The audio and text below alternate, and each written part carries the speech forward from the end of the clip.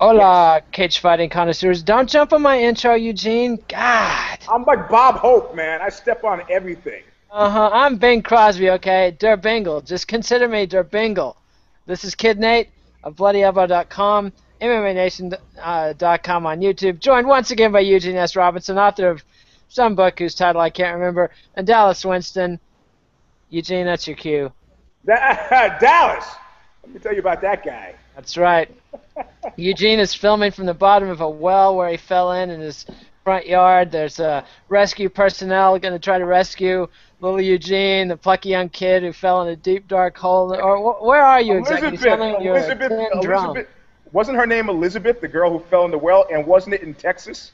It was in Midland, Texas, and that's about all I remember, except that a bunch of people I went to college with knew that, was aware of that family in Midland, and they apparently went around hot-shotting it. Like, don't you know who I am? Like when they were at McDonald's and stuff. Yeah, you're the asshole who let you. Well.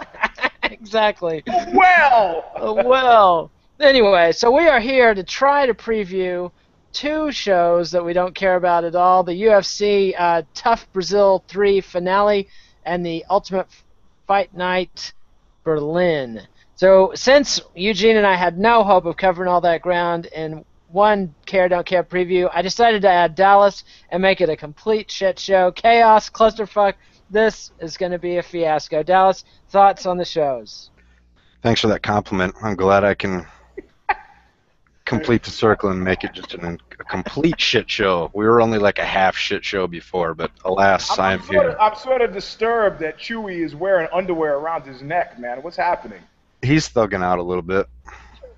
Thugging out. This is the kind of Wookiees you associate with. Thug Wookiees. Underwear around their necks. And speaking of which, I got the real scoop on what happened with the Renzo Gracie fight at One Oak, if anybody's interested. Are you going to tell us? I said if anybody's interested. We are interested. This is a top story of the week in our crowded news beat. Tell us. I'm just worried that you're going to Donna Shalala it, even not having heard it before. Moi? Oh. Fuck that. You're slowing down the show. Forget it. Okay, so the scoop I get is that Renzo, and this is from a guy on his team, Renzo and one other guy. First, let me get the background. Renzo Gracie was arrested this weekend along with Igor Gracie and like 6 other dudes for an altercation outside of a New York nightclub. So go ahead. Right. So he's got a friend in from out of town. The two of them decide he wants to show his friend a good time. He says, one of my guys, one of my black belts trained as one of the doormen over there. Let's go. So the two of them go over to One Oak. Not like it said in the paper, 7. Just 2 guys go over. They go up to the guy that they know at the front door, so none of that bullshit are cutting to the front of the line. And they say, hey, man, the guy who takes them, his black belt, goes up to the guy he knows and says, hey, does advance work. Hey, you want to, Renzo's here, you want to get. And for some reason, the guy at the door, who knows, was feeling a little peckish that night. He says, yeah, man, come on, I can't. And the guy starts pushing a little bit. The black belt he trains with starts pushing a little bit. And then he starts training his own coach. Well, hold on. Yeah, well. The bouncer starts pushing the coach. Correct. So he starts pushing back on his coach. And then like literally physically pushing. No, not physically pushing. Oh, okay. He's just resisting a little bit for whatever reason, maybe come back in a little bit. The guy's pushing. Renzo's standing off to the side, but he starts to overhear the bouncer saying, hey, man, look, fuck him. Fuck Renzo Gracie. I can't break the rules for. And so Renzo hears, fuck Renzo Gracie, fuck Renzo Gracie, fuck Renzo Gracie. The guy comes over and says, oh, man, he's being kind of a dick. Let's go. He goes, this is one of your students? He goes, yeah, let's go. They go and get the other 5 guys. They're drinking somewhere, and they say, we should go from the bar and drinking somewhere else.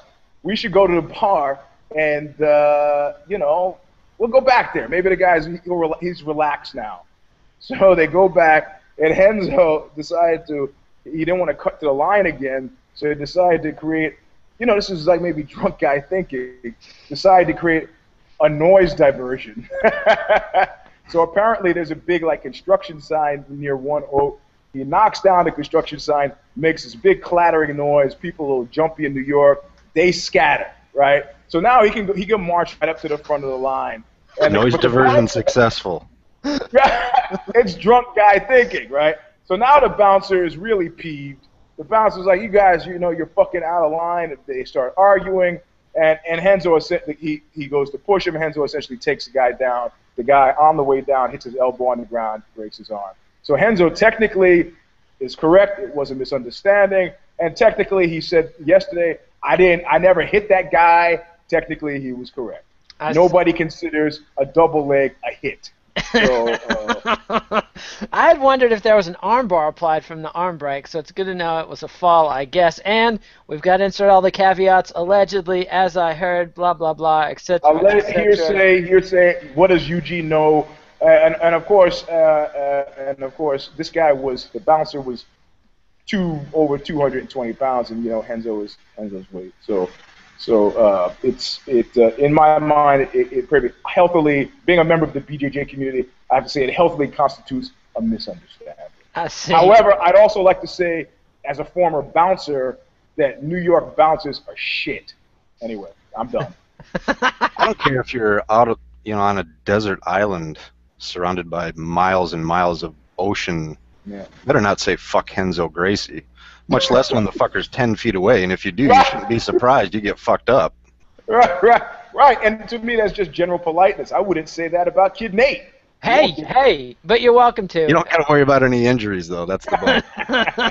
Hey, if he's got a loose leaf binder, I'm standing back, man. I could try to pull my 357 out of my fanny pack and shoot myself in the foot, and you would be responsible. Or the testicles. Or the testicles. But that's that's why I don't carry the fanny pack on the front side anymore. I carry it on the back where you're supposed to. But we're supposed to be talking about fights. Kid Nate's evolution right there. Evolution. Traits are passed on through birth, not. If I understood science, then I would explain, but I don't. Okay, slow down. Once in a high school class, I saw a diagram that proves you wrong, but I forget what the guy's name was, so never mind. But we're supposed to be talking about Mark Munoz versus Gegard Mousasi, Francis Carmot versus CB Dalloway, a whole bunch of other fights in Germany. Any general thoughts on the Berlin card? Dallas, I assume you're more aware of this card than the other two of us, so I'm going to let you talk first. General thoughts on the UFC Fight Night Berlin card? Well, first, am I mistaken that I saw a commercial for like the week of July, first week in July, that the UFC is having 2 events on one day in July? Well, they're doing it this Saturday, dude. So yes, they're doing 2. Yeah, and this is May, Nathan. They're doing it on this Saturday. Then they're doing it again in June 28th. They're doing 2 events on a Saturday, and then they're going to have events back to back in July on the 5th and the 6th. So if there were any concern of oversaturating the market, obviously the UFC is not concerned. What the fuck? So my overall thoughts, and this is a step back, I kind of pride myself on being a positive MMA fan and still having, not losing a lot of my passion. I mean, sure, when I was just watching as a fan, and then when you start writing about every fight on every card in detail, your enthusiasm will wane a little bit. But man, I gotta say, over the past month, signs started to pop up of don't give a fuckness, and now it's getting actually worse. And I am finally to the point where I think they're just doing themselves a disservice. How can you to me, it's throwing out a giant net to try to catch as many minnows as they can, which is fine, I understand that, but this is definitely not tailored to the hardcore fan, because how do you even get excited for a card nowadays? I used to joke around, if you're not excited about this card, don't sweat it, there'll be another one in like 5 minutes, and that's really becoming like a reality. So it's weird. Well, but the thing is, if you were to ask Dana, the bald guy, if you're going to ask, who's not Kid Nate, if you were going to ask him his ideal universe, it would be MMA every day, all the time, nothing but. Yeah, but if that's the case, then there's room for more than the UFC, and you can bet he's not going to say, and there'll be some other organizations out there you can watch too. You know what I mean? So to correct you, it would be UFC. It would be Ultimate Fighting all day, every day. Yeah. I mean, ultimately, I think that would be, that seems to be a corporate imperative, right? The sun never sets on the Ultimate Fighting Championship. That's the new motto. Queen Victoria may be dead, but Dana White lives on. Hail Fertitta, or something like that. But Thoughts about the actual fights, Dallas? You talked, Mr. Positive. You talked about oversaturation. They've broken your spirit, Dallas. They've broken your spirit. It's a sad day. It's not broken. They've kicked it in the balls a little bit. And you're asking for your 5-minute timeout. Is that what it is? Yeah, as long as I get that gratuitous. That's another thing I love. Every time a guy gets kicked in the balls, yeah, it was funny, Rogan. We get to see it in slow motion. That was the first thing. Now our new thing is we do this slowly panning zoom close-up to a guy just sitting there with this look of, did I just eat some bad yogurt? Just totally, I mean, not even massaging. I mean, like major renovations to the genitals with that face. It's like, all right, fuck it. Anything. I don't show a close-up of the popcorn vendor, for fuck's sake. I mean, like, I just watched the guy get kicked in the balls 3 times, the last 2 times in super slow-mo. I don't need to sit him. Yeah, all right. So, no, you know what? I didn't mind the nut shot because I'm just that kind of guy. What I found myself cringing was with the kind of perverse delight with which they kept repeating the Jamie Varner. Oh, there's something wrong with. Oh, let's look at it. Of course, I couldn't hear it because I was watching it at a place where they were doing a UFC fucking promotion, which means that there was some UFC hack there on a mic talking over Joe Rogan and all the commentary, despite my screaming at him to shut up, you know. So I don't really know what was happening. I do know that they kept showing the video of the guy hopping around on one foot and his foot going out. I've successfully avoided watching Patrick Cote's knee go out. I successfully Big Nog's arm, and I do not want to watch this shit. I'm superstitious because I think it's contagious. I think you're telling your body to do things it doesn't want to do. Next thing you know, that's going to happen to me. So I don't want to see it. I had a horrific Nerf basketball injury when I was a college freshman and tore out all the ligaments in my right ankle. I never, ever want to see somebody twist their ankle like that. But back to the card. Mark Munoz, Gegard Mousasi, Francis Carmot, CB Dalloway, and literally there's maybe 3 other guys on the card I've heard of. One of the Alcantara brothers is down there. Maximo Blanco is in there.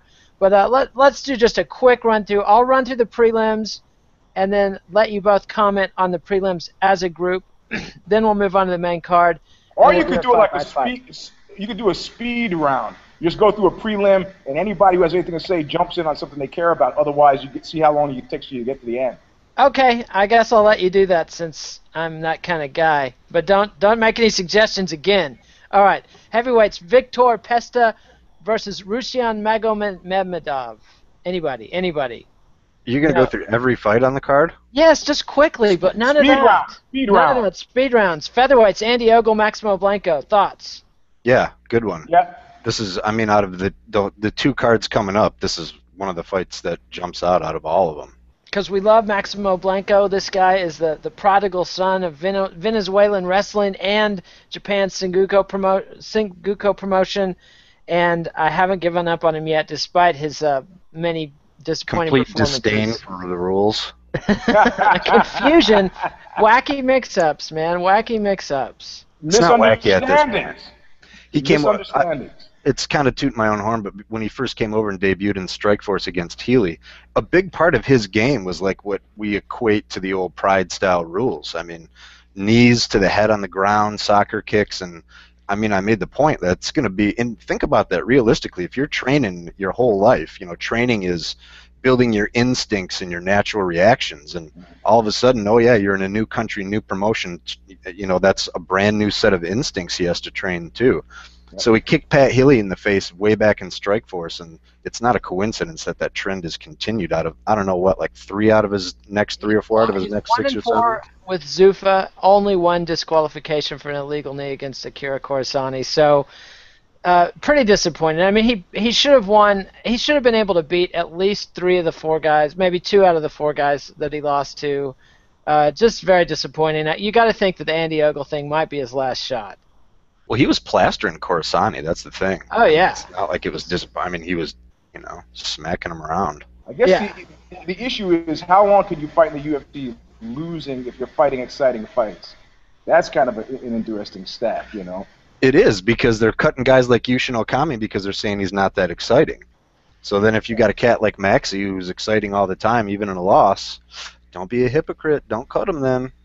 Well, we know that. Diego Sanchez is still fighting, right?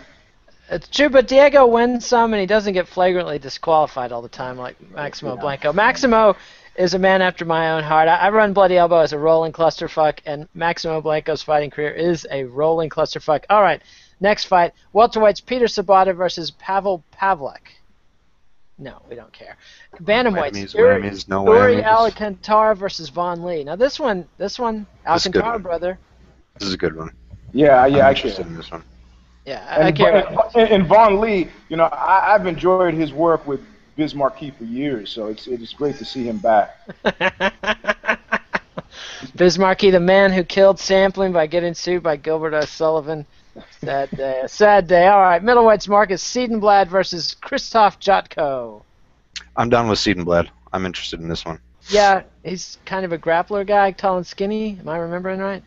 Yeah, his striking has come along too. He had a flat debut. People had high hopes for him, but he's looked really good since then. Gangly as shit. All right, and the final prelim for the UFC Berlin card, and this starts like at noon Saturday, 12:30 Eastern Time. Lightweights Nick Hine versus Drew Dober. Why is this atop the prelims? I don't know. You'd have to ask somebody. Maybe it's random. Maybe they're Drew. You mean Ben's brother? Are you referencing the I wouldn't even call him a great, the semi-okay European or English pornographer Ben Dover of the 90s? Yeah, it's come to this. It's come to this. It is. We're all right. So that brings us to the main card, also on Fight Pass. Man, your Fight Pass subscription is going to be getting used on Saturday. I'll tell you. Featherweight Tom Niinimäki, Finland's Great White Hope versus Nicholas Beckstrom. This guy has a 2 umlaut name. That is heavy duty. 2 umlauts. So one over the A, one over the O. I have no idea how to pronounce that, despite my 6 years of college German. Niinimäki, though, also has he's a 1 umlaut guy. Is there an advantage for the 2 umlaut guy? I'm interested in this because Niinimäki is looking good. I don't even remember who he beat, but he came in and picked up a real big victory. Yeah, his last performance was he out-grappled somebody who was supposed to school him, Ronnie Yaya. He totally... Also, you got to know when a guy from Finland fights a guy from Germany, the guy from Finland is fighting with a head full of steam, all up in that national pride about the Finnish skiing brigade that decimated the Nazis in World War II. The Russians, you're getting it backwards. Come on. Just make it the Nazis for fun. You know what I mean. The Finns were on the side of the Nazis because they had to be, because Russia invaded them and everybody else left him twisting. So maybe he's bitter because they got lumped in with the Nazis. Yeah, that could be it. See, yes. I think avenging the ski team loss is a bigger priority than all that. That too. But nobody knows who this dude he's fighting is. Anybody? No. Nicholas Backstrom? No. So that's all right. Now we've got middleweight Luke Barnett versus Sean Strickland. I have been very harsh. I've violated all kinds of personal rules because Luke Barnett is not an attractive gentleman. This kid, he's a good fighter. He's tough, but ooh, is he homely? Ooh, is he homely? That's totally totally wrong of me, and I apologize. But this kid, not. You know, you're like one of those guys who complains about how handsome the guys are in porn. I don't complain about that. If it you know, if it helps get a chick to watch it with you, then I'm all for it. Whatever. Man, they really need to be putting better looking guys in porn. What? What? I mean, you know what I mean. For the girls. The girls. Yeah, Exactly. They need to take a stand. That James Dean cat or whatever his name is that starred in the movie with Lindsay Lohan, he got no end of hype for that. Like, I mean, maybe I'm the only one following Lindsay Lohan. I don't know. But anyway. Well, also, there was an interesting case, if you happen to follow the porn world, Billy Glide is dead, if you happen to know who Billy Glide is. And initially, his family released the cause of death as a snake bite, which I found to be semi-amusing. Standard concern if you're going into the porn business. It turns out. I don't even know this guy's Billy. I Google him. Billy Glide dies killed by rattlesnake bite after refusing medical attention. Yeah. I recognize that guy. Yes. Oh my God, that's awful. Why would you? Out of all the things, hold on. Like, if there is any reason I'm going to cry out for help, it's a rattlesnake bite. I mean. Well, hold on. The rattlesnake was a family-born cover story for High on His Couch. Run that by me one more time. Allegedly. So you're A alleging rattlesnake was that high on his couch. I'm picturing this You're rattlesnake alleging with a bong. he was like, huffing bro. vapor with a rattlesnake, and then they fell out. And then he didn't want to sully the rattlesnake's reputation. No, wait. Because it Then was the part of bouncer said, "Fuck Billy Glide," and he had a rattlesnake in his pocket. Came back with Renzo Gracie. Yeah. Kids, come here, and Eugene will set you straight with the true scoop. Well, hey, we're not here to make light of death. However, condolences to Billy Glide and his family. The rattlesnake story was an interesting turn. And if I should turn up dead the next month or so, please tell everybody that it was a rattlesnake. Wasn't that what Hinneman from Slayer's family tried to put out there? That it was like a spider bite. So Billy Glide's family saw how well that worked, and were like, huh. Well, so how do you know there was no rattlesnake? Mike South from World Talent Modeling, and it's a shame that I know this much about porn. I am sorry. It has to do with my previous job at a porn site, or Hustler, but he came out and said it was debunked, that the family had, that was a story at the family, that the guy had been suffering from depression and had been abusing drugs, and I don't know whether they think it's an accidental death or a suicide, but the snake bite story was You're trying to start a rumor that Billy Glide was they framed the spider. That is cold. That was for Slayer. Now you're mixing up the snake and the spider. Anyway, we've gone far afield. Luke Barnett and Sean Strickland. I'm expecting big things from Barnett here. Anybody else got any thoughts? Well, Strickland was the undefeated King of the Cage champ that came in, and I mean, he's authentic. He validated he's for real. So despite your Kid Nate's MMA's hot or not rating, I'm interested in that one. I see. Well, Strickland is 14-0, and he's got long, silky hair. So there you go. So we know who you're picking. Yeah, I don't know. I kind of like Homely Luke, and I like how you didn't just say he had long hair. He had nice hair, long, silky hair. Well, see, I'm a little jealous of that. I want to see Luke Barnett put this pretty boy in his place. That's what I want to see. We've got 2 undefeated records, 8-0 versus 14-0. Wait a minute. I can't even believe I'm attempting to reason with this logic, but you made the point that Luke Barnett is not attractive. Mm-hmm. Sean Strickland's got that nice voluminous hair. The light catches it when he's falling back for an armbar. And you want Barnett to put the pretty boy in his face? Place. That too. He'll put it in his face. Do you see this? Do you see this? This is why I hate guys with long, silky, flowing hair, because I once had my own. You should be a Luke Barnett fan then. I am. That's why I'm rooting for him and picking him. Anybody want to argue with me about that? The fact that you are bald means your testosterone level is naturally high. I know. I mean, I do every chance I get, but we won't go into that. But the bull shark, Nate the bald bull shark. But I think I think I'd rather have hair. There's nothing more useless for a married man with kids than testosterone. Like, when do I get a chance to use it? Like, I can't wait to cut that segment out, just that one part where it says, "I wish I had hair." Yeah. I do. I'm not ashamed. Hey, man, you're married with kids. If you have sex once a year, as far as I'm concerned, that's an orgy. It is, man. It's like kids don't, it's... Whoa. It is. Actually, I'm thrilled when we get to sneak in an episode of Mad Men on date afternoons when Grandpa takes the 6-year-old away. That's my idea of excitement. Yeah. All right, let's move along. Middleweights: Francis Carmont versus C.V. Dalloway. Who is the most hated middleweight in the UFC? I think this fight is going to decide it. I've got Dalloway all the way here. Dallas. Yeah, I like this fight. I don't have any problem with Dalloway at all. What about Carmont? What about Dalloway's face?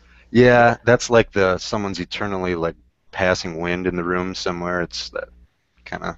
I mean, don't you blame Dalloway for this massacre we had this weekend? Oh, that is completely terrible. How can you say that? Sorry, apologies. It's low blow. It was exactly, that was terrible. Cross the line. He's a dude, bro. I blame Dalloway for creating a low point on Knuckle Up by his name being dangerously close to Dillashaw, and then the double and you spent the whole episode calling TJ Dalloway. All saw that. Not the whole episode. That's all right, because it's fucking TJ Dolomite nowadays. No, Yeah, that's much better. What's his nickname? TJ's fight nickname. Dillashaw? I don't think Dillashaw has one. CB is the Doberman. All right, so then he's get the TJ Dynamite. I like that. There you go. I said Dolomite for Dillashaw. No, even better. Dolomite is much better. CB really ought to be the douche away, but and I like CB. I'm rooting for him hard against Carmont. I just got to go hard on him because do the kids at Bloody Elbow hate CB Dalloway. This guy, his name gets mentioned, the comments explode. Why? He looks like a frat boy. He looks douche-tastic. He looks like a dude, bro. What can I say? I mean, yeah. Well, I like Carmont just because he drives you crazy. So that's does he ever? This guy is a hugging mug. Just that's enough. That's enough for me to like him. The fact that it just so you're picking Carmont. You're picking Carmont over Dalloway for that. All right. I got to go with Dalloway here. Just because I cannot take Francis Carmont, who's, he's assembling fight by tedious fight, a case for a title shot. No, he's not. No, he lost to Jack. That's right. He lost to Jack Ray. Thank you. So now he's back to fight past cards. Do you see World Series of Fighting in Carmont's future? Anybody? When? No. He starts winning or losing? When he gets cut like Yushin Okami, like. Oh yeah. No, I don't think his fights are that sleepy. He's also not that expensive. Yushin Okami earned that title shot, which I think gets you a bump in pay forever, and they didn't like that. All right, but now the headliner, Mark Munoz versus Gegard Mousasi. This is a reclamation fight for two guys who are both kind of on the outs as far as being contenders in the middleweight division and need redemption. Who wants this one first? Eugene? I'm taking Gegard. Taking Gegard because? I'm a huge fan of that guy. I've loved him since his Strikeforce days. I think he's I used to call him a pride fighter, and I call him a pride fighter because it seemed to me that he was on a different clock than everybody else, and I actually remember this being causally connected to what was happening to Nick when he made his jump to the UFC, or actually started fighting more in the States, where it seemed like you do know that these are not 10-minute rounds, right? You do know that, right? It was just kind of a relaxed, generalized approach. No sense of urgency going into like a third round. That was the end. But I still saw him do amazing things in the cage. So I'm pulling for Gegard here. I really like what he does, and I don't think he has anything. I mean, they put him up against Munoz because of the whole. Well, how much is Gegard has learned more on the ground than somebody like Chet Congo, who's not fundamentally, naturally a ground guy. So I'm going to pull for Gegard in this one. And Dallas? Well, Mousasi's slick on the ground, man. I mean, he's an old Red Devil guy. Used to train with Fate. He's slick everywhere. He fought Lombard and swept him at least once. His takedowns and his scrambles are not slick. Well, he doesn't go for offensive takedowns very much. I know, and he barely and he doesn't have any sprawl at all. That's totally untrue. Why would you say that? He doesn't. I'm just mad at him. That's a moment for the highlight reel. I have a vision of Gegard on his back, letting the rounds slip away, while Munoz coastered the decision. But Munoz doesn't a coaster, and Munoz has some of the meanest ground and pound going. I mean, this guy, if he's on top and he's landing shots, they are kill shots. But I don't know about inside Gegard's guard. I don't know. I have a bad feeling about this fight. I'm rooting hard for Gegard here. Although I like Munoz, but I just don't see Munoz. I think the difference is Munoz got knocked out by Machida, and Gegard just took an ugly decision from Machida in a fight that he was competitive in all the way. All right, so any final thoughts on that fight? I'm excited about it. It's gonna be it sounds like a lukewarm recommend, but I'm excited about it. I'm really excited about that. That'll be a good one. Munoz is, not that it means it carries a lot of weight on this show, but he's like one of the nicest fucking guys. You know what I mean? Like everyone that trains with him or knows him raves about him. Really good quality dude. Never talks any shit. He, like you said, Nate, both of these guys need a punctuation mark at this point. And I'm interested to see. I don't think Mousasi's does it. I mean, everyone always says Mousasi's takedown defense is horrible. What example of that besides the King Mo? And that was a prime pre-knee fuck-up King Mo, who had a control-oriented strategy. I mean, is that where everyone's getting the Mousasi's takedown defenses? Yes, that is where people are getting that because King Mo planted him early and often, and it was a great fight actually. Are you aware of? I mean, Mo's an amazing wrestler. His credentials, and again, that was pre-knee surgery and pre-staph infection, and that was really vintage King Mo. Frankly, I don't think we've seen again, and we've seen it, saw him a couple more times after that, but I don't think we'll see that King Mo again. So just to kind of revisit that, out of all of Munoz, and I mean, he fought, I don't even remember the dude's name. I believe he was an Olympic judoka over in Dream. Mizuno, maybe? Hiroshi Izumi? No, Tatsuya Mizuno. He fought him. Mizuno.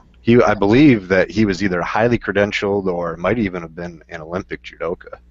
Shrugged him. I mean, he's got really good takedown defense. He showed it in almost every fight. Actually, I think the Jardine fight is when that really exacerbated the inexplicable idea. Draw against Keith Jardine. I don't think that was inexplicable at all. You thought you scored that fight a draw? No, I just said I didn't think a draw was inexplicable. Okay, well, I did, and so that's what matters. We got to move on now. We got the Ultimate Fighter 3 Brazil. None of that. Say nothing. I know that's how shit goes.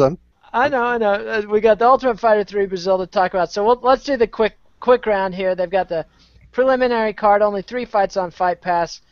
Bantamweights Pedro Munoz versus Matt Hobar. Anybody? No. Middleweights Ricardo Abreu versus Wagner Silva. Anybody? I looked at these cards for the first time this morning. Hey, we're all in the same boat, so we're just giving impressions here for those who not familiar with the show and somehow managed to stick in for 40 minutes. This is how we do it around here. We're just giving our impressions as fans. Heavyweights Marcus Rogerio de Lima versus Richardson Morea. Anybody? No. I think you can capstone this entire Fight Pass preliminary card. All right, just like we don't know, we don't care. And that brings us to the preliminary card, which is on Fox Sports 1. 4 fights. Kevin Souza versus Mark Ediva. Anybody? Yeah, me neither. All right, welterweights. This one we care about. Gaston Umalatov versus Paulo Thiago, Brazilian Special Forces. Okay, all right. I'm awake. Yeah. Now we're talking. So now we're cooking with gas. And how about this Jose Aldo fucking putting the UFC on Front Street on ESPN? That I like. That was bold. What's up with that? Gonna get him a raise? I don't follow the MMA. He's like, I don't. How is it that a guy who talks a lot, who's not a champion, who's on the undercard, is making more than the guy at the top of the card? Okay, yeah, I don't speak English well. What happens is like what I do inside the cage. And so he goes, but you know what? I got to change a few things. I'll make a change. I guess I got to kill somebody in there. I love that quote. Wait, but didn't Dana White just come out and say in the scrum that I think that was about Barao not speaking English, and he kind of said that doesn't fucking matter. Look at Anderson Silva. He barely speaks any English, and he was fine. Yeah. Well, maybe he was countering. It got wind of and was doing an anticipatory counter of what Aldo said. I mean, guys are unhappy with what they're getting paid, especially guys at the top of the chain. What is Aldo getting paid? Anyone know? I don't know what his reported salary is, but he's headlined a couple pay-per-views, and we don't know if he gets points or not. That's really the big difference. I mean, if he gets points, even on his pay-per-views that he headlines are not amongst the most watched, but still points on that would be something. Although from the Eddie Alvarez contract, one of the few times we've seen a UFC contract, Eddie's points didn't kick in until over 200,000 buys. With Jose Aldo, that would be very interesting accounting because it's a nail biter every time Aldo's headlining a card as to whether or not it's going to break 200,000. But that back to Paulo Thiago. Thoughts on Paulo Thiago versus Gaston Umalatov? Anybody? This would be a good scrap. I mean, this is a compelling matchup. It's not even like top guys. It's just good style matchup. We'll watch it. And Paulo's 2-5 in his last 7 UFC fights, so his back is. The question is, why is he on there? What do you mean, why is he on there? You think he should be cut, or why is he this low on the card, or what? Just all of the above. Well, he could be cut, but they need the fighters, they need the names. Paulo Thiago, somebody who's been on a lot of UFC main event cards, fans know him, so they can't afford to lose him. But I don't know what. I don't know if they're trying to give him a squash match against a Russian in Brazil. I mean, no, this might be. this might be his sayonara. Yeah, for Paulo. Take away that Josh Koscheck KO that he came in with, and he would have been gone a while ago, I would guess. Yeah. He's had some good fights since then, but he hasn't really had any signature wins. I mean, We'll say sayonara. I want to see you tomorrow. Sayonara tomorrow. Who made that rhyming couplet? Name the band. You got me. You got me. Descendants. That's obvious. I should know that. That's terrible. My punk rock credentials. See, I didn't go for that pussy pop punk stuff, Eugene. They were the first ones, man. They have a lot to account for. It's true. It's true. Epitaph should be sending them big, giant checks every week, you know? Yes, it's true. I did like The Descendants, though. Milo Goes to College is a great album. But sayonara, see you tomorrow. So now I've lost my place. So we sort of care about Paulo Thiago versus Umala Yeah, I care. We care because it's a fighter we're invested in his back up against the wall. But that brings us to lightweights: Elias Silverio versus Ernest Chavez. Is Silverio the former? I believe he's the former jungle fight middleweight champ that came over and looked really well. I mean, the dude's 10-0. Both of these guys are actually undefeated. Chavez is 7-0. Silverio is 10-0. Juju Silverio. Weren't you in a band called Juju, or in a band with the guy from Juju, Eugene? Yeah, so spelled differently. Side project called Sal. Is this Chavez's debut? Salmenio. Octagon debut? This is not Chavez. No, this is Silverio's second UFC fight, and this is Chavez's UFC second fight. So both of these guys are UFC veterans. Both Who was of them his have first wins. fight? I don't remember his first fight. Justinas Cedinho at UFC 170, split decision. And Chavez, you might remember, looked a little pudgy, and I think should be fighting at featherweight, not lightweight, but we'll see. So, wait, come again? Chavez looked chubby at lightweight, and I think he should be fighting at featherweight. What weight class is this? This is lightweight. He may have looked chubby, but what about his hair? His hair was cut short, shorn. Looks like he might be balding. Somebody I can respect, not one of these pretty boys. But was it silky? No, it was shaved too short to tell. So it looked right. So what was your question, Dallas? None. You were asking what weight class this was. This is lightweight. He's trying to divert. I just conferred with Google, and I have no questions. I see. All right, that brings us to a fight I think we'll care about: Rodrigo Dam versus Rashid Magomedov. God damn it, Magomedov. All right, anybody? Yeah. Rodrigo Dam? Yeah. Medium. Been around for a while. We kind of care. He's in shit or get off the pot stage. Yeah, well, he's 3-1 in the UFC, so that's not that bad. But I mean, he's kind of. Yeah, he really is. He beat Mizuto Hirata, Ivan George, and Anastavio Medeiros. Who could forget that one at UFC 147? So just think how bad these shows are going to be. We're going to have to redo the way we do these shows because we can't even keep up with the numbered UFCs. But now we're to the main card, which is also on Fox Sports 1. Featherweight's Honey Jason against Robbie Peralta. Honey Jason is not the guy's name. What up, Honey? He actually has a last name. But he got kind of exposed in his last bout, if I recall correctly. Like a Honey. I can't think of that guy without thinking of Jason Police Academy. Jason Honey? The second singer for Social Unrest. Sorry. You always bring that up. You never remember.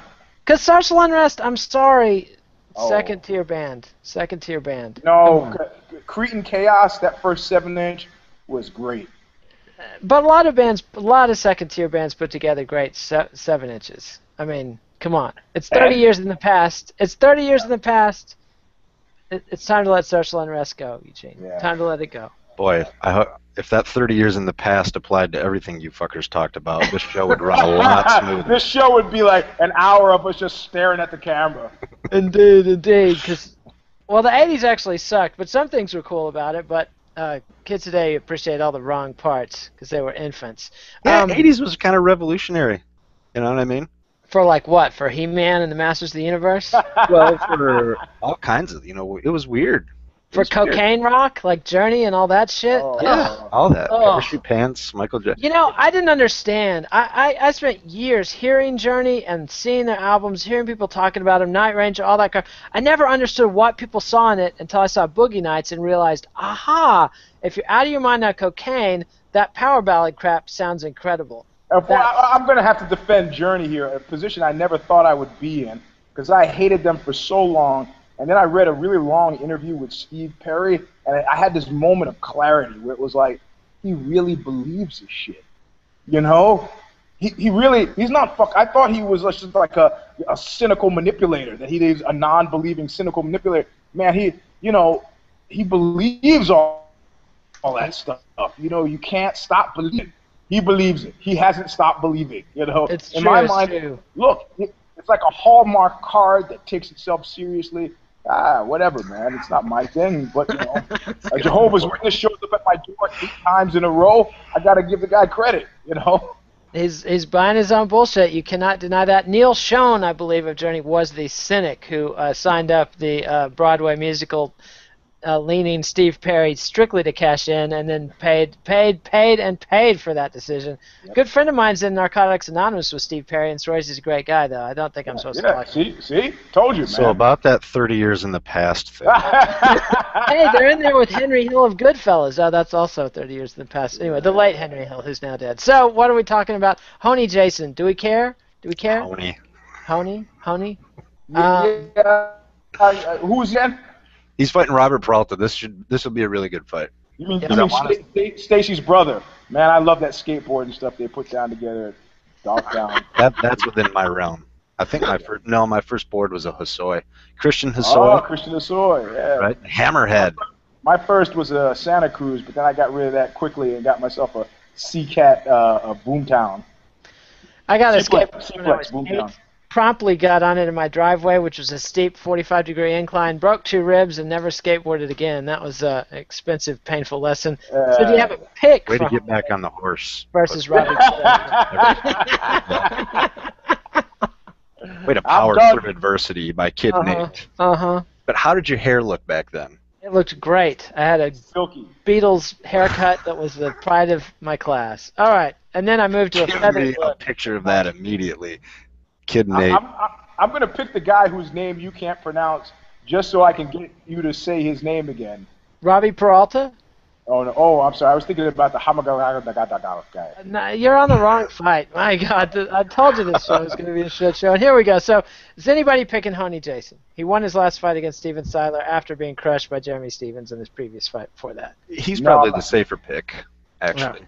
Well, I don't know. I mean, Peralta's I'm picking Peralta. A bruiser. I'm picking Peralta too because I preferred Halloween to Friday the 13th, and that's all that has to be said. Another 30-year reference. Hell yes. At least we're within my bullshit. Friday the 13th was bullshit. Halloween 3, I'll admit, killed the franchise and was a stinker. Epic. What the fuck was that? That was the first Halloween I watched. Halloween 3. Actually, that's an interesting. Computer chips that are gonna fry your balls. Is that what that? Yes, it was terrible. Did you know that there were like 10 Hellraisers? Yeah, I didn't really get those are like direct to video and stuff. I mean, that wasn't high stakes. What are you switching at? We're talking about Halloween versus Friday the 13th. Yeah, get back on topic, Eugene. Fuck. I'm talking about when the franchise lost it. Nightmare on Elm Street, Hellraiser, Halloween. When did the franchise lose it?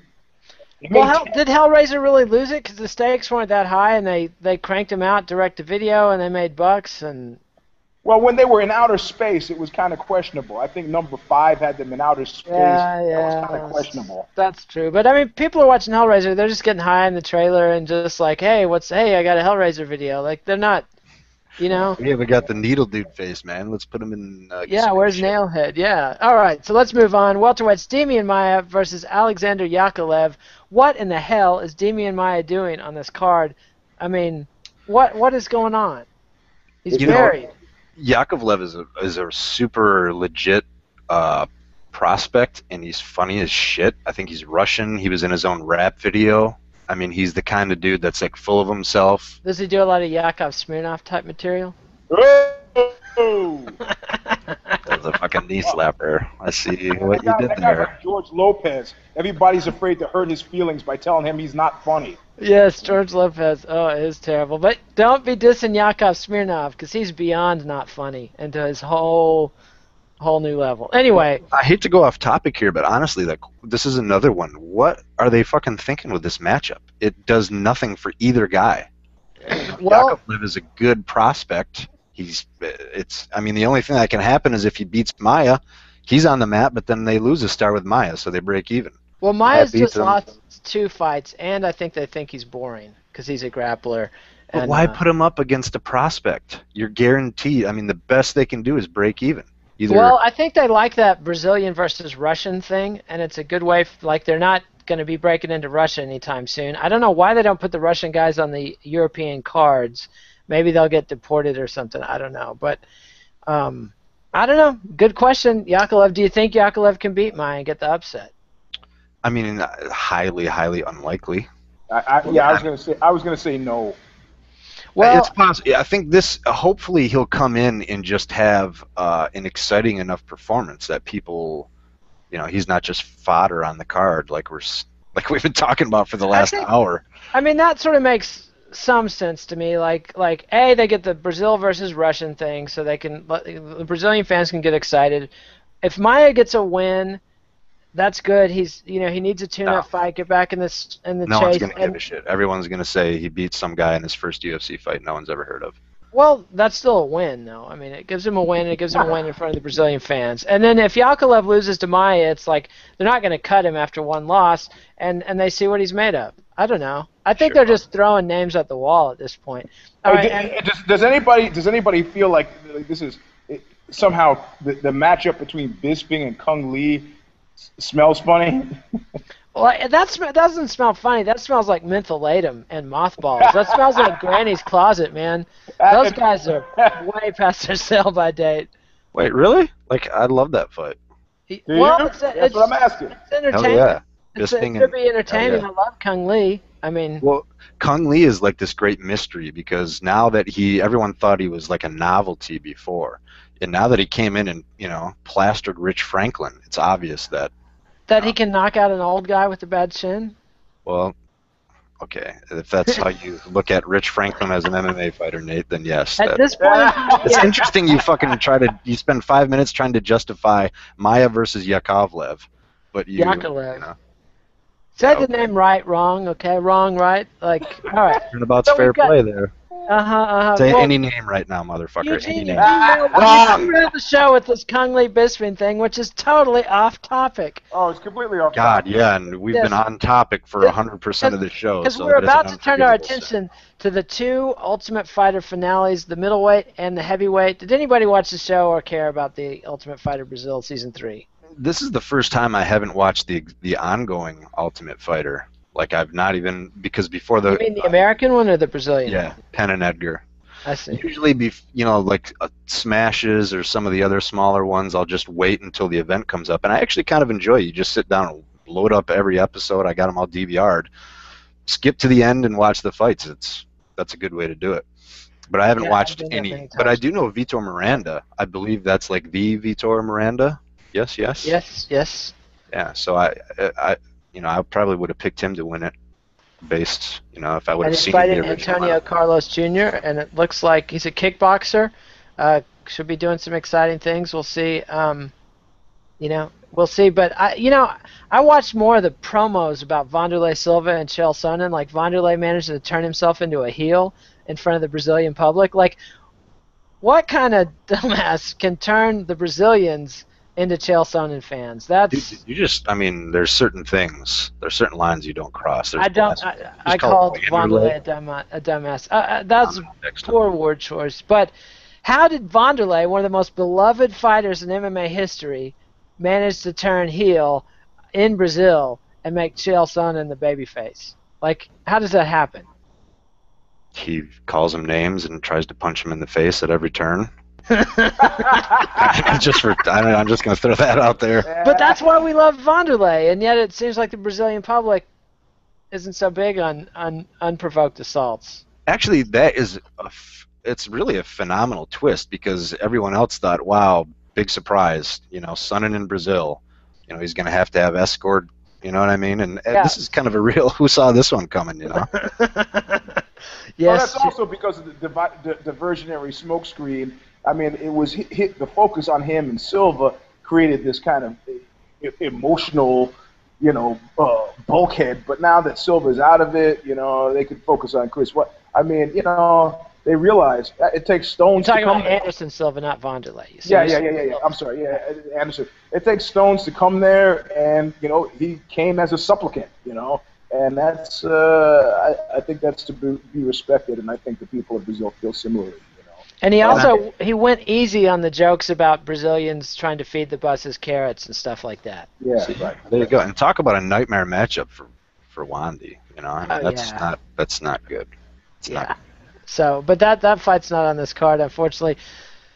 The headliner. It's on this card, you're saying. The headliner, Stipe Miocic, was supposed to fight Junior Dos Santos. Now that would be a fight for Fox Sports 1. That is a damn good fight because Junior Dos Santos, of course.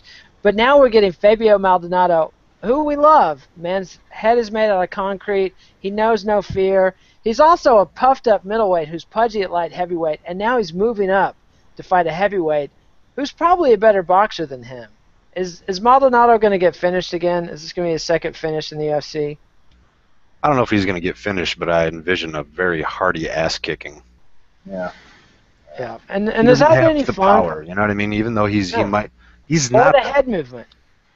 It's not bad. I mean, that's not. His head movement is abysmal. Come on. I'm still trying to recover from a 199-pound Dan Henderson getting ragdolled by DC. Was that sad or what, man? Were you sad too, Dallas, or are you new school and you just love seeing Dan get thrown to the lions? Like No, that? I'm not. I mean, no. Am I new school? Go to hell, asshole. Well, you don't like the '80s And KOTB, baby. I fucking stood up for the '80s. because they sucked. Oh wait, see, now there's you're just- trying to defend the '80s. Man, there's just contrasting shit going back. I don't know. Clearly, you where I'm weren't at old at enough this to point. vote in the '80s. You weren't aware of the shit that was really going down. They sucked. The 80s Mentally, I'm not sucked. even old enough to vote right now. So Well, I base my appreciation for any decade in any era on how much I had sex during that period of time.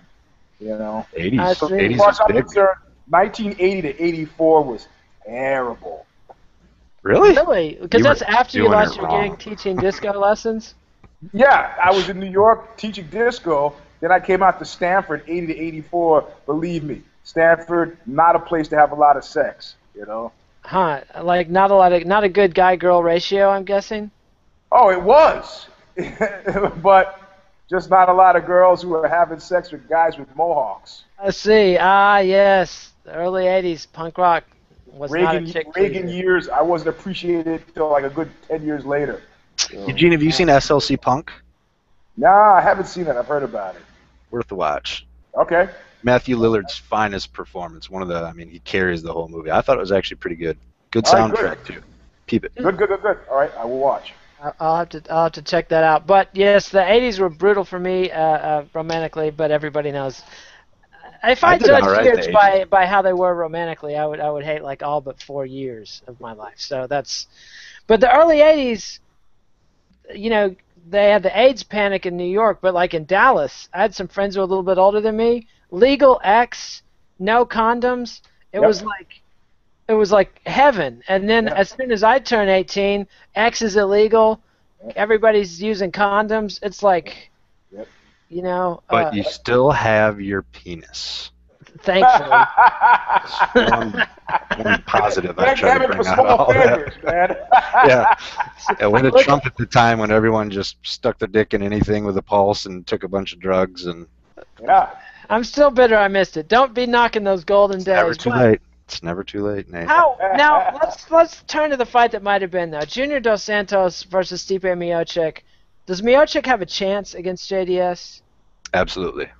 Absolutely. To get a decision? Anytime you say shit like, does he have a chance? I'm going to Well, immediately. sure. But seriously, like, how realistic a chance? How heavy? Well, the thing is, we have lost battalionized Junior Dos Santos, man. And I We think haven't. Junior- Cain Velasquez did. Yeah, true. So I think that having spent the last few months being lost battalionized, I think that the salvo that somebody like Junior Dos Santos will fire to get found again is frightening to contemplate, So I like Stipe, but I don't like his chances against a guy who has felt the warmth of the spotlight shift somewhere else, Well, but if you think about it, how did Kane dismantle JDS so convincingly? he beat his ass every which way. That's some technical shit right there, Nate. Yeah, he beat him standing. He beat him on the ground. Let me try to get my arms around that. Yes. Every which way but loose. I mean, which utter dismantling are you talking about? The one where he basically killed him in the first round and then tortured him for 4 more rounds, or the one where? Never mind. Let me just take this. All right. Go ahead. Sorry.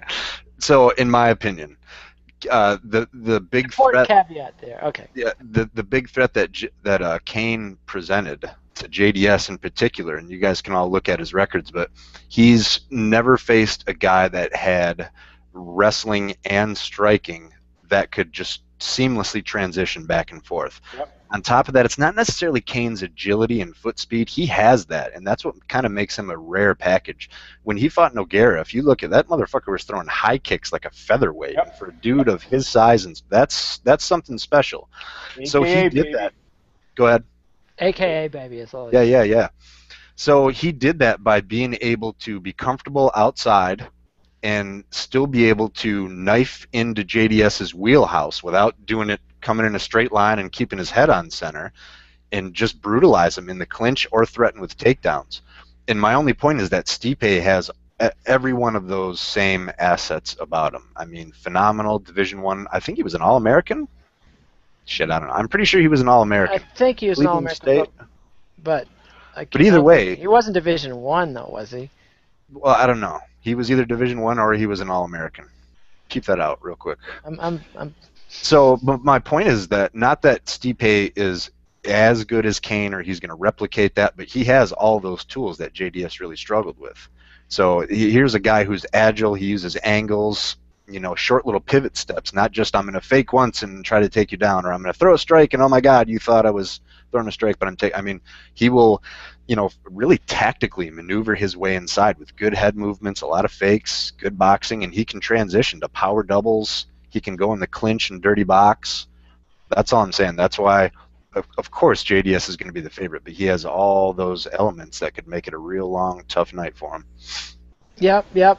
But we won't get to see that fight. Instead, we get to see Stipe Miocic versus Fabio Maldonado. And I just spent the most time and got the most interested about a fight that's not even on this card. I know, that's just like, and that's not the UFC's fault, but it's just like when you've played all your cards and you're not holding anything back and shit goes wrong, and in this world shit goes wrong, you've done fucked up, like they've spread their shit so thin.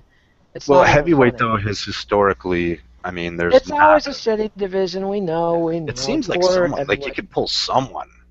Pride would have brought in Dos Caras Jr. with the wrestling mask, for fuck's sake. Where's the UFC's version of Dos Caras Jr.? Yeah, I'm sure Josh Barnett's got not too much to do. What's he doing? Yeah, I think the problem was they had to find somebody who could get into Brazil because they didn't have time to navigate the visas. Actually, that is actually a really, really good point. And that's the thing about these international cards, and that's why they need to listen to Kid Nate and go to circuits and just call it UFC Brazil and treat it like its own league and not be sending, big name fighters down there from America. Not that they are, but Stipe Miocic, what's he doing on a Brazil card anyway? This is one of the few potential heavyweight contenders they've got that's unsullied.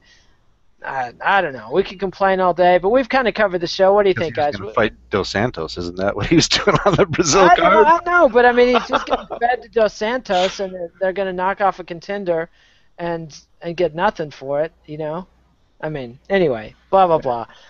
Have we met our due diligence, guys? What do you think? Give us. Let's rate the show. How was it? Never watch. Well, let's do a care, don't care. Let's do a care, don't care on the show that we just did. Yeah. It's not even worthy anybody of that. Care? Can anybody muster up a care for the show? No. It's sweltering 115 degrees in this damn back room right now. And I've been pulling a Major Tom. I'm floating above the crowd here. I see. Like Major Tom. I thought you said Major Tong for a minute. I thought maybe you had like a San Francisco gang story to tell us. Hey, but that's nice. That's nice.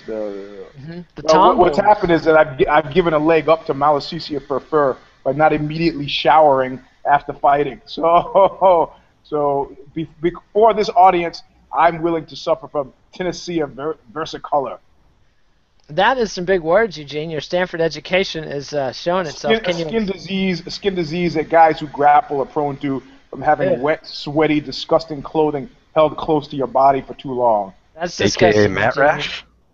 Yeah, you could call it that too. Yes.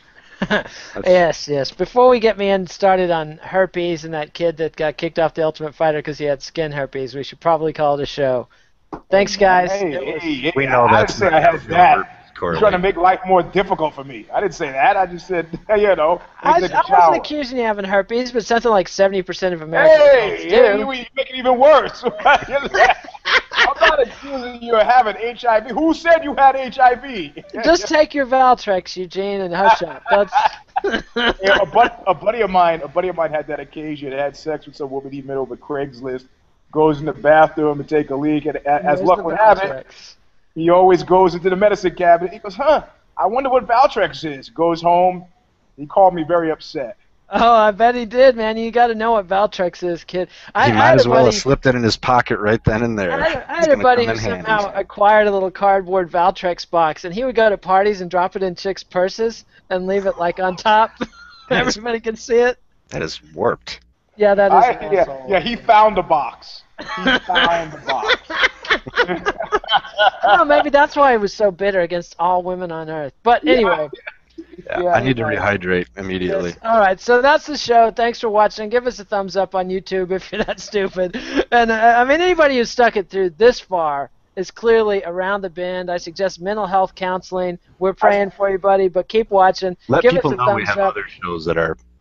We have other shows that are better. There's Dallas is going to be doing a vivisection with Dallas. Let me tell you about that guy. That's right. That's called a meme, kids. And if you don't know that meme, you're not a true MMA Nation regular. All right. So follow us on Twitter at Uncle Justice is Dallas Winston, at Eugene S. Robinson, at Kid Nate. Read us on BloodyElbow.com. Dallas, you'll be back tomorrow with the MMA vivisection to do these shows a little bit more justice, right? Justice. That was catchy. I don't know if you did that on purpose, but yes, absolutely. Well, Josh Saman might come on too. We don't know. Pro fighter, UFC fighter Josh Saman. Is it Saman or Salmon? I mean, I think it's Saman, but you know what I mean? Yeah, they call him Josh Salmon on TV, so don't complicate my life. All right, so subscribe to MMANation.com on YouTube, and read us on Bloody Elbow. Adios, MMA aficionados. This is Kid Nate, and my deepest apologies for this horrible show. Later. See y'all.